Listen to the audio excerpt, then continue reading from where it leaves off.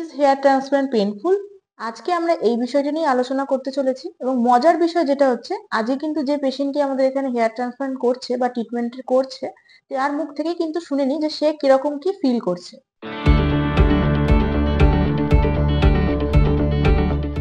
আজকে আমাদের সাথে একজন পেশেন্ট বন্ধু আছে, তার দেখতে পাচ্ছেন হেয়ার ট্রান্সপ্লান্ট সার্জারি চলছে অলরেডি। পেশেন্টের থেকে জেনে নিই যে তার কিরকম কি এক্সপিরিয়েন্স হচ্ছে বা তার পেন হচ্ছে কিনা, তিনি হেয়ার ট্রান্সপ্লান্ট সম্বন্ধে কি ভেবেছিল, এখন উনি কিরকম এক্সপিরিয়েন্স এখানে গেইন করছে। তো আপনার থেকে জেনে নেওয়া যাক। স্যার, আপনার এখন হেয়ার ট্রান্সপ্লান্ট চলছে, আপনার কিরকম কি ফিল হচ্ছে?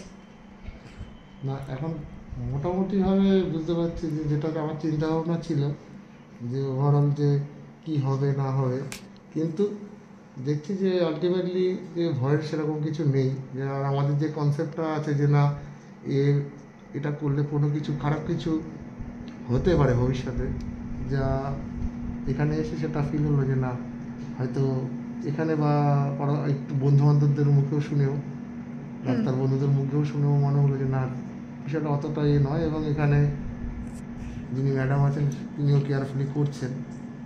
যাকে ওভারঅল ভালো লাগলো। যারা এখনো পর্যন্ত ভিডিওটি দেখছেন এবং ফলো করেননি বা আমাদের সাবস্ক্রাইব করেননি চ্যানেলটিকে, অবশ্যই সাবস্ক্রাইব করে দিন এবং কমেন্ট করতে ভুলবেন না। আপনি আমাদের এই সংস্থার ব্যাপারে কিভাবে জানতে পেরেছিলেন? ইউটিউবের মাধ্যমেই জানতে পেরেছি।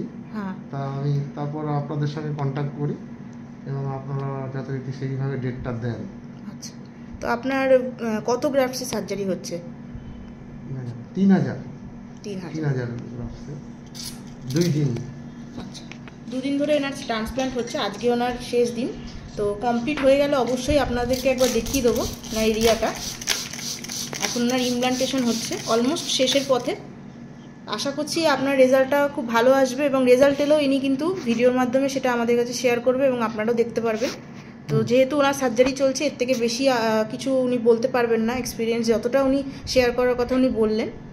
আপনাদের মনেও যদি হেয়ার ট্রান্সফার নিয়ে কোনো কোশ্চেন থাকে তাহলে অবশ্যই কিন্তু নিচে দেওয়া স্ক্রিনে নাম্বারটায় কল করতে পারেন, হোয়াটসঅ্যাপ করতে পারেন, আর কমেন্ট বক্সে অবশ্যই কমেন্ট করতে পারেন। আপনারা শুনতেই পেলেন পেশেন্টের মুখ থেকে সরাসরি যে হেয়ার ট্রান্সপ্লান্ট বিষয়টি কিন্তু খুব একটা বড় ব্যাপার না।